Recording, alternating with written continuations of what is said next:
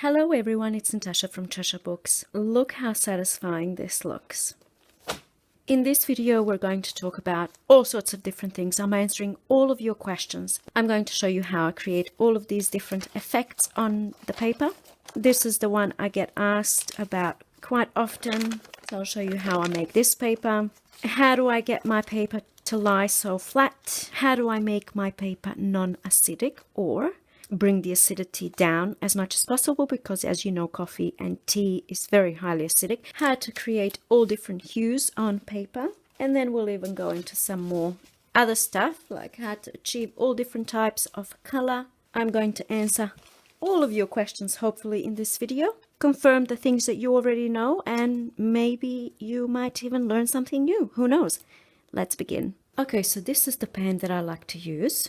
And just for reference, this is an A4 size sheet or 8.5 by 11. So you can see that I have some space in there. I like to have a little bit of space because it's easier to take papers out. I'm going to pop in some tea bags. I like to reuse my tea bags. So I will use them once when they're brand new. I will reuse them again for the second batch. And then after that, I throw them out, or, you know, I keep this, the paper portion. So how I know that I have already reused them is like this. I'm going to cut off the strings, and then the new ones that I put in, I keep the strings on, I mean these paper bits. And once the tea dyeing process is done, that's how I know that I can reuse these ones again. So all up, I have 15 of the ones that I'm reusing, so they're not as strong. And then I'm just adding 5 new ones. If I was just starting with some new black tea bags, I would probably put in about 12 in there. And, you know, I don't really count. I usually just throw them in and I just go by, you know, how it's looking. Okay, so the next thing that I do is I add boiling water. So I think approximately I would put in there about 2 liters of water. I'm not measuring anything, I just kind of put it in, but it's about 2 liters. And now after the water's in there, I will wait for about maybe 10-15 minutes just so that it cools down a little bit, and I start putting my paper straight away. You can sort of see how dark this solution is.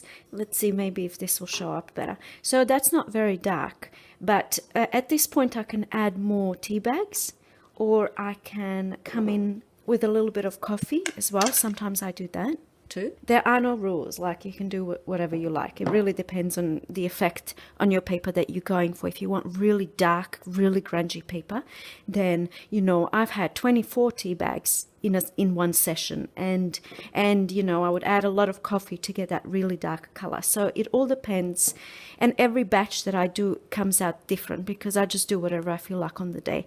I think today I'm just going to stick with the tea bags. I'm not going to add any coffee. And before I walk away from this and leave it for about 10 minutes, because coffee and tea is very acidic, I like to add a little bit of bicarb soda. So this is very highly alkaline, so it will neutralize the acidity of the tea and coffee. And that's what we want. So again, I'm not really up, maybe I should measure this sort of stuff to know exactly, but I kind of just guesstimate, and I put about half a teaspoon in. Maybe just add a tiny little bit, because you don't want to make the solution overly alkaline either. It has to be, you know, try and get it neutral. You can go and buy those strips from the pharmacy. I did do that in the past to test the solution to see if it's highly acidic or alkaline. And that's, I think, how I sort of came up with this half a teaspoon approximately, because I did test in the past. And basically, if your papers are overly acidic, then the writing will start to disappear off the page 10 years, 20 years down the track. So you can see as the tea bags are sitting in there, the solution is getting darker. So now I'm just going to leave it for a few minutes, just until it's cooled down enough for me to be able to put my fingers in there, my hand. Okay, let me show you this. So this is these are the strips that I was talking about. They indicate the pH of a solution. So we want the solution to be at around 7, which is neutral. Hopefully not down here, because then it's very acidic. And how it's done is, I mean, we're not scientists. It doesn't have to be perfect, but you dip it in. And then having a look at this here, I can see that this is about an 8. So the solution is slightly alkaline. So what I did here, just to kind of test, you know, what will happen, is I added a little bit of coffee. I use a little bit of this solution, and then I add just a tiny little bit of coffee, and let's have a look. So I'm gonna test this. So this should make it more acidic, and then you can see it's kind of getting closer to the number 7, which is neutral. So what I could do at this point, now that I know that my solution is alkaline, I could go in, add more tea bags or coffee to bring it to neutral. And just to show you the difference here, you can see how it's become lighter when I added coffee. So I don't usually overthink it this much. I just kind of put stuff in, and I'm quite happy. So I think I'm just going to leave the solution as it is, because I don't want you to feel like you have to go and get these strips and then you have to go and test your solution. As long as you've got a little bit of bicarb soda in there, maybe just use a little bit less than half a teaspoon for 2 liters of water. Just put some in there and it will be okay. Most people are not worrying about this sort of stuff anyway. All right, so now that that's cooled down a little bit, it's still steamy, but I put a glove on and usually it's okay for me. So what I do is I just move the tea bags out of the way, put them in one spot, or take them completely out. But I like to keep them in there because there's still goodness in there. They're still doing their job. So then I start to layer my papers, and I do this one by one. So I like to start when the solution is still hot, because I find that first batch of papers is always the darkest. So I actually do this one by one. Just put it in.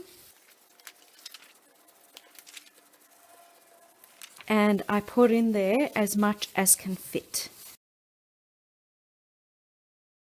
So the first few papers that I submerge, or first, I don't know, 15, I like to cover completely. So then I get one color, one completely the same color on a page when it's done. Now, if I want to achieve something like this, which I like to do from time to time, you can see these effects on a page, and it looks really good once it's bound into a book. This is how I get that happening. So it's really quite easy. I just put the paper in, but I don't submerge it fully. I find that the more papers you place on top, the papers underneath will sort of soak up and be covered completely. So usually I will do this towards the end, as I'm nearing, the end of how many papers I can fit in there. So you can just play around at this stage. I have tried getting a whole stack of papers, like this, for example, to put it in the whole stack of papers, but then I find that most of the page stays white, and it just gets a little bit of color on the sides, and it's just not enough for me. But you do you. The point is to experiment, and every batch of papers is going to be different. Every tea dyeing process yields different results. So now I might want to add some book pages in there. Doesn't have to just be copy paper. So obviously the pages that I want to be completely submerged, I would do them first, and then I should have done those at the end, the ones that I was doing before, these ones. So then maybe I will add in some coloring pages. I also like to tea dye these writing sheets because they have such a beautiful crunchy sound once they're tea dyed. Another thing that I sometimes do is, I'll show you, and now this is actually going to make this solution more neutral, because what I do sometimes is during my tea dyeing process, I will just maybe sprinkle a little bit of coffee like this on a page, and then go straight over the top with another page. So once I take it out to dry, it leaves, I do have to kind of wipe it off, but it leaves these spots. The whole point is to experiment and see, what works and what doesn't. Everything pretty much works. Now I'm going to put some doilies in there, why not? I've also used onion skins to tea dye paper, to color paper. See here, this one's waiting for the next batch of onion dyeing. So if you want to see that video, let me know. And start collecting onion skins, and I use both red and yellow onion skins. Just got a couple of doilies in there. And here's my last page. And so now I might put these bags kind of on top, especially if I have used more paper and it's kind of all floating up. I like to put these bags back on top just to hold everything down under the solution.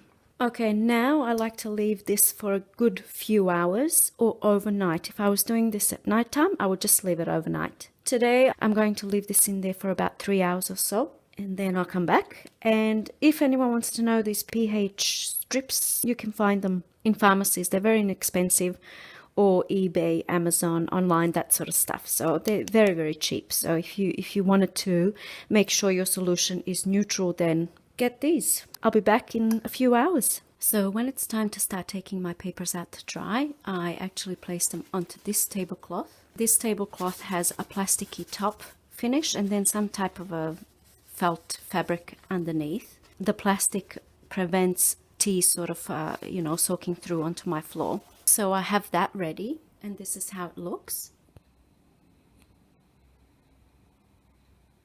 And then I also have one of these plastic, I'm not sure what they're called, but it's plastic, and I will show you how I use this to create some patterns on my pages. Okay, here we go. It has been less than 3 hours. It's only been 2 hours, but I think the color is okay, and I need to finish this before school pickup, so that's why I've only left it in for 2 hours, but usually I will leave it in definitely longer than that.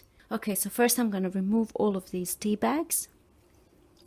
Okay, I'm going to leave this to dry because I'll be reusing these ones for my next tea dyeing process, and the ones that I have cut off, I will be keeping the bag portion of the tea bag, and you might have seen what I do with those in some of my previous videos. Okay, so now I gently remove a few pages at a time, and I kind of hold it in there so it drains as much as possible. Sometimes I might leave them in batches like this to dry, or what I like to do is lay them out in single layers. So I will very gently separate them and just lay out single layers.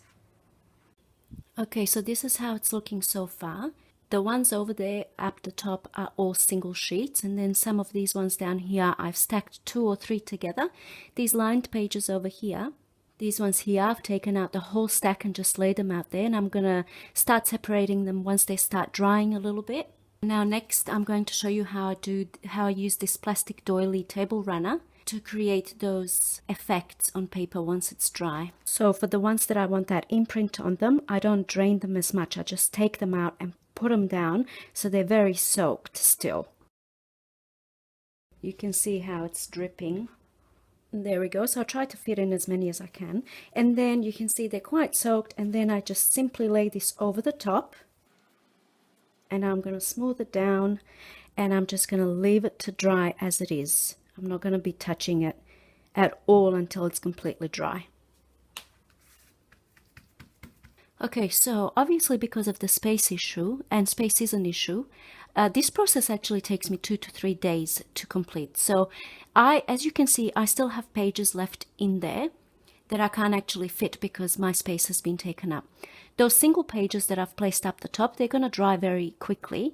And then before they're completely dry, I stack them up, and then I keep adding more pages. So it's a constant process over 2 to 3 days. This is an issue if you don't have space in your home to have something like this sitting there for 2 to 3 days. And that's why a lot of people do oven drying. I have tried it. I'm not a huge fan. I just don't do it. This is how I do my papers, and I find the process very relaxing and meditative. And because I've taken lots of pages out of here and I have some space left, I'm going to add more white paper in there to dye that paper while this paper is drying. So I've added more paper. In a couple of hours, once some of my pages that I've laid out have dried, I'm simply going to flip this over. Just grab the whole thing like this and flip it over. And I'm going to start taking those pages out and laying them out to dry. And I'll just keep repeating this process until I have used up all of my solution. But I wouldn't do it more than 3 days because it starts to go bad. But I just want to show you this. This is all pages done from my previous tea dyeing session. You can see here that this tablecloth, on some of them, if I leave them very soaked, it leaves this kind of an imprint or texture on them. And also the reason why I'm showing you this is because I always get questions about, do I iron my paper and how do I get it so flat? So let me show you here, for example. As my papers are nearly dry or completely dry, I just stack them up one over another. You can see this. It's completely flat. I never, oh, nearly dropped everything. I never iron my paper. Especially if you leave it under something heavy, it will be even flatter. But I don't mind a little bit of wrinkle in the paper. All right, here we are, day 2, the next morning. And this is how much I've got so far. So you can see I've already have quite a lot. And I'm just stacking these up. You can see it's already quite flat. Now with some of my papers that have dried, you can see here, these ones here, these papers have dried, and then I'm put them back down and add some splotches to them. And I just use a soaked tea bag and just add some splotches and then let it dry again. As my pages are drying and I'm stacking them, I'm creating more space. And then I keep adding pages here, and I also keep adding pages into my solution, which is now nearly completely used up. So this will probably be the last batch of papers that I'm putting in this solution. I usually do this whole process about maybe once every 2 months. So I hope I didn't confuse anyone with the tea bags here. I don't actually keep using them in this solution that I've made. I made the solution and I don't need these until my next batch of tea dyeing, which will be in a few months' time. Okay, let's have a look at the final results. So all of my pages are dried, all of my solution has been used up, and this is how much I got out of it. There's quite a lot of pages there for quite a lot of journals, and I only had one casualty. Okay, so let me show you the effect. So obviously I'm not going to go through all of the papers, but these are the splotches, the ones with the splotches that I showed you. And they look, I love this look actually, and especially in a journal. Then these ones here are the ones with the plastic doily. So some have a really faint imprint. It really depends on how soaked the paper was. So you can see these ones here. This looks really cool. And I like to put these pages as the first page in a signature. And this one here. And it even sort of comes out on the other side as well. Okay, next up, it's hard to see, but these are the ones that I didn't submerge completely. And they will have this beautiful kind of something on them. And every page is different. I really love that effect as well. All right, next up, the book pages, the coloring pages. So this type of paper tends to really soak in quite a lot of that color. So they always turn out looking really nice and dark. Next, I've got just the sheets that have been completely submerged. And I just wanted to show you the difference between, let's have a look at this page and this page here. So you can see the difference in the color. This one was left overnight, and this is the first batch that I did. And this one was only in the solution for 2 hours. So you can see how it goes much darker when you leave it in there for longer. But I also like to have the different hues throughout my journal. So next are these lined pages. I love to tea dye these because they have a wonderful crinkle sound. I know a lot of people dry their papers in the oven because it gives the paper this crinkly sound. But this one is crinkly because it's very thin paper. These ones here are the ones where I sprinkled coffee on top. And you can see how it's given me these spots on the page. And then I also, in all of my tea dyeing processes, I use scrap paper, so paper that's written on one side, paper like this, you know, that's had some notes, and usually people would recycle it. So I keep all of that, and then I tea dye it, and I use it for making journaling spots. So let's say, for example, this is an image from a Reader's Digest book, and I want to make this into a journaling spot. So I would glue this on top of this, cut that off, and then I have a little card with, you know, writing space at the back. And I'm not using my good sheets of paper that I've got here that I can fold in half and bind into a journal. I really love all of these different effects that we can create with tea dyeing paper. And I also pulled out some other pages that I wanted to show you. And this is what I'm talking about, hues. I just love mixing different colors of paper in a journal. So here is a paper dyed with avocado. This here is Easter egg dye, and you can see really, really cool effects. So if you want to see maybe a video on that, I can show you. I wouldn't have to show you my, you know, how I sort of dry the papers and stuff. You can see this one here was my attempt at drying the paper over a drying rack. And that didn't go too well for me. And that's also Easter egg dies, so all different colors. This is green tea. I'm pretty sure. I can't be 100% sure, but I'm pretty sure it's green tea, and it gives this gray color. I don't know if it's coming up, but if you compare it to white, it gives it a gray color. And then if you compare it to tea dye, you can see. And then this really yellow one, that's onion skins. So I think the point is just to have a play. I hope that you realize that the main point of this video is that there is no right or wrong way of how you do things. I wanted to do this because I get questions about this. How do you get your pages so flat? Do you iron them? I have never ironed paper in my life. I don't have time to iron things that should be ironed. Please let me know if you enjoyed this video. I know that this is something that you guys know how to do, but I think it's always interesting to see other people's processes, and I've watched other people's videos on how they make theirs.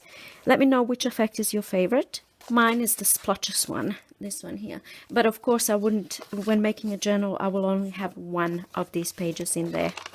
Love that look.